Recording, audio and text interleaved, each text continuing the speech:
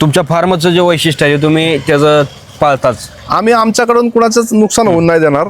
जे शेतकऱ्याचं मी मागं पण म्हणलं की शेतकरी कशा पद्धतीने पैसे उभे करतो हे याची जाणीव असलेला माणूस आहे मी. बरं. त्यामुळं त्याने आपल्याकडनं म्हैस घ्यायची आणि मग त्याचं नुकसान व्हावं आणि मग आपण म्हणतो ना की त्याचा आत्मा आपल्याला दोष दिल ते मी काम करत नाही.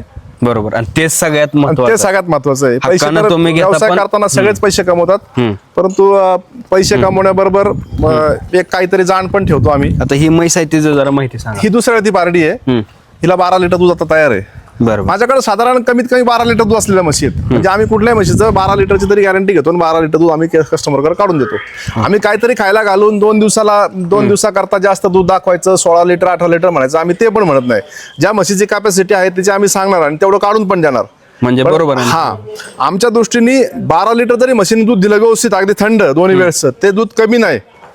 तेवढं दूध दिलं शेतकऱ्यांनी जे चांगला सांभाळ केला तर त्यात तो यशस्वी नक्की होतो. उगाच काही जण 16, 18, 20 सांगतात. 20 लिटर दूध देणारी म्हैस फार कमी बोटावर मोडण्यात की एखाद दुसरी म्हैस असती आणि ती पण आपल्याकडे आल्यानंतर तेवढं दूध देत नाही. बरोबर. म्हणजे काही आपण म्हणतो जर्सी गाय सुद्धा एखादी 20 लिटर दूध देत नाही. लोक दिशाभूल करतात खूप. म्हणजे अनेक नवीन जे तरुण येतात ना त्यांना माहिती नसतं ते प्रत्येक जण येतात की 18 लिटरची म्हैस पाहिजे आणि 20 लिटरची म्हैस पाहिजे. सगळ्या म्हशी नाही तेवढं दूध देत. 12 लिटर दूध देणारी म्हैस सुद्धा चांगली म्हैस म्हणली जाते. बरोबर.